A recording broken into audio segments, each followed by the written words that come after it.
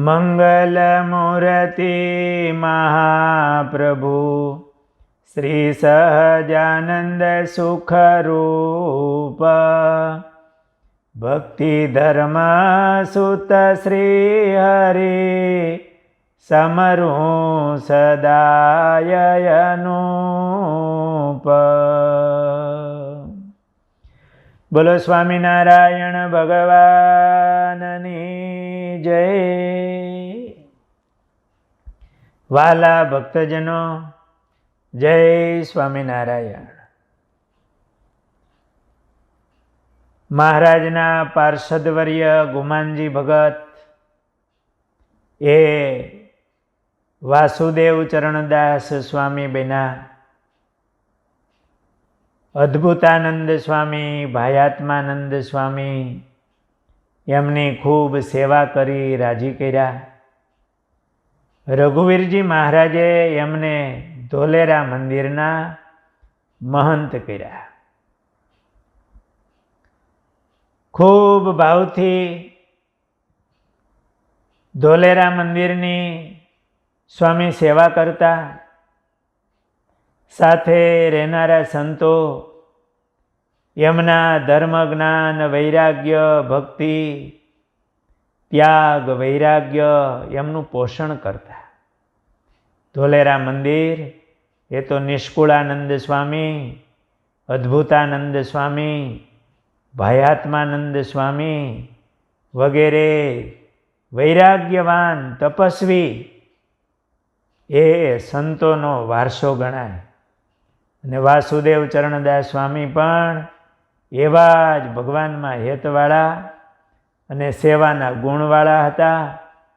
એમની મહંતાઈનો વારસો બરોબર જાળવતા હતા.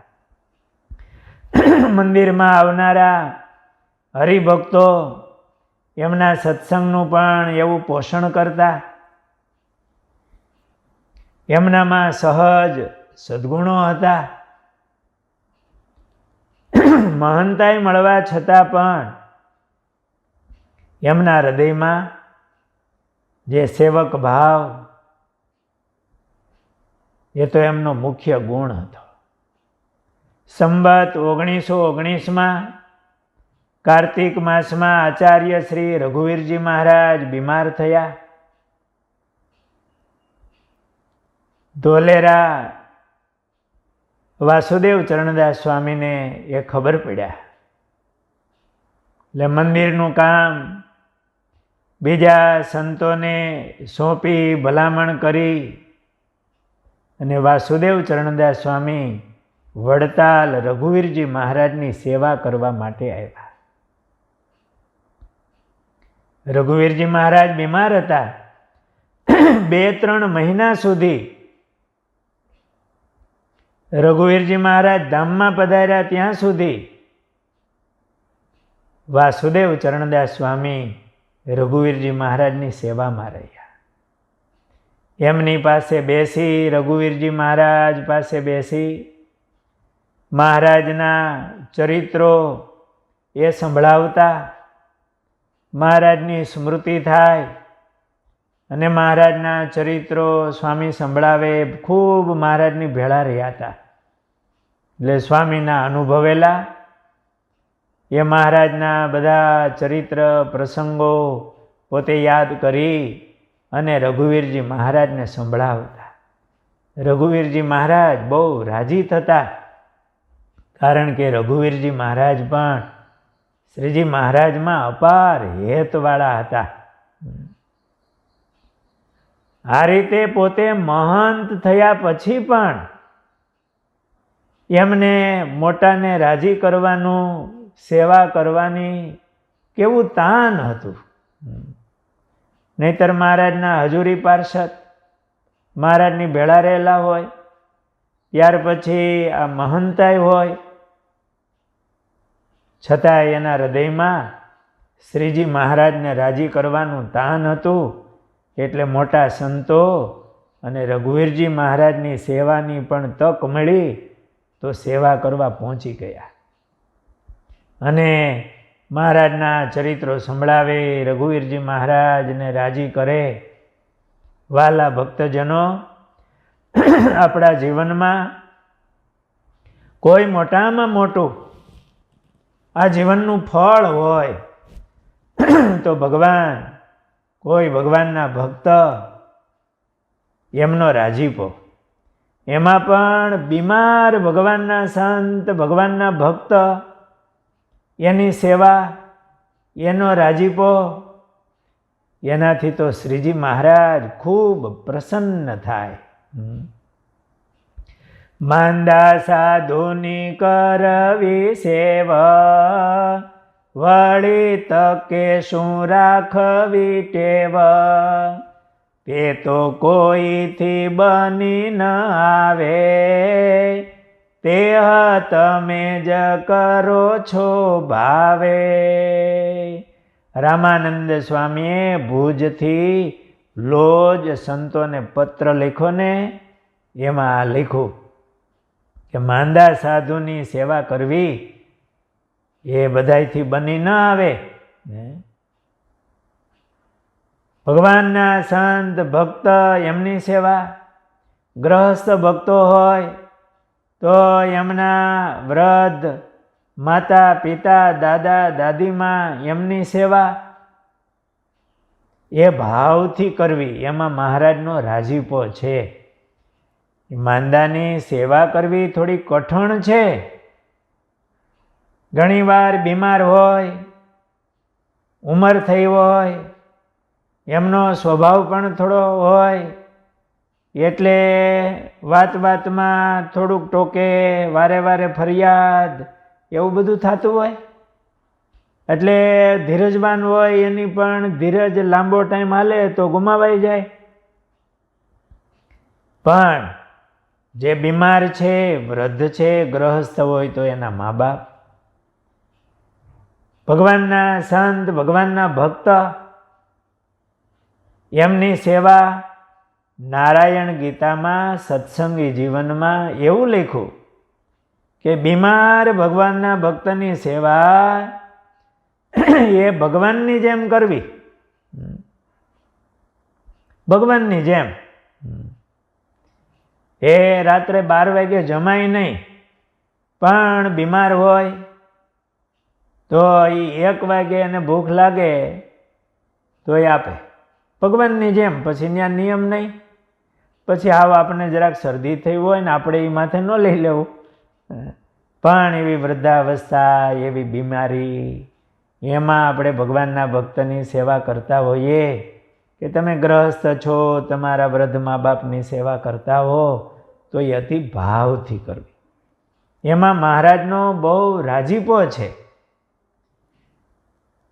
જીણાભાઈએ કમળસિંહ વાંજાની સેવા કરી ભક્ત માનીને, એનો ખાટલો ઉપાડ્યો તો શ્રીજી મહારાજનો કેટલો રાજીપો થયો કે મહારાજે પોતાનો ખંભો આપ્યો.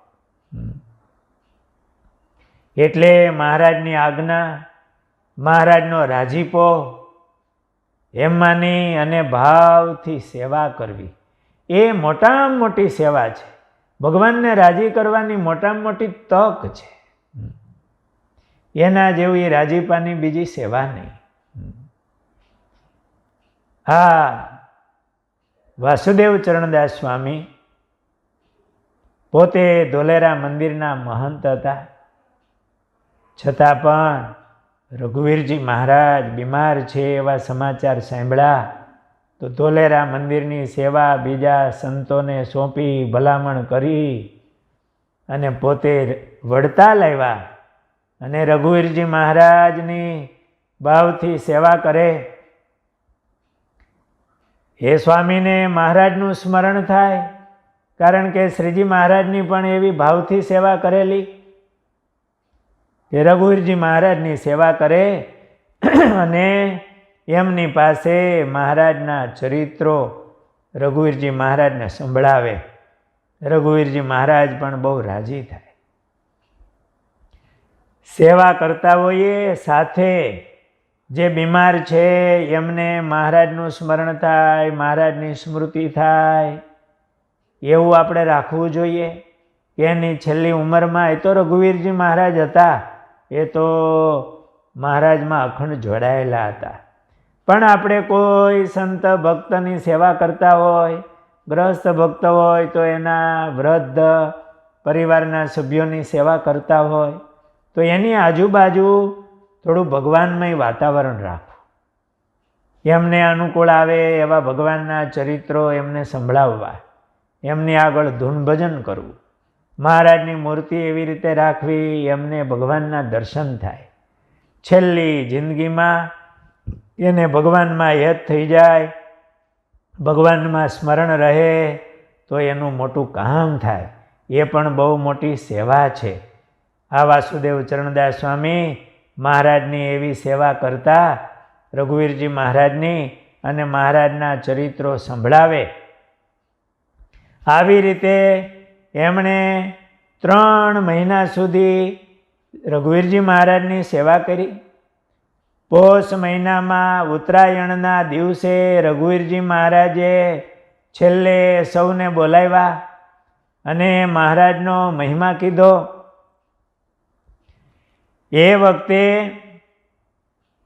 વાસુદેવ ચરણદાસ સ્વામી ત્યાં હાજર હતા. પુંજાબાઈ રઘાજી ધીમંત, વાસુદેવ ચરણદાસ સંત, એહ આદિ કયાવી આધાઈ, બીજા ગામના બહુબાઈ ભાઈ. એ વખતે રઘુવીરજી મહારાજે અદ્ભુતાનંદ સ્વામીને બોલાવ્યા અને અદ્ભુતાનંદ સ્વામીના હાથમાં ભગવત પ્રસાદજી મહારાજનો હાથ આપ્યો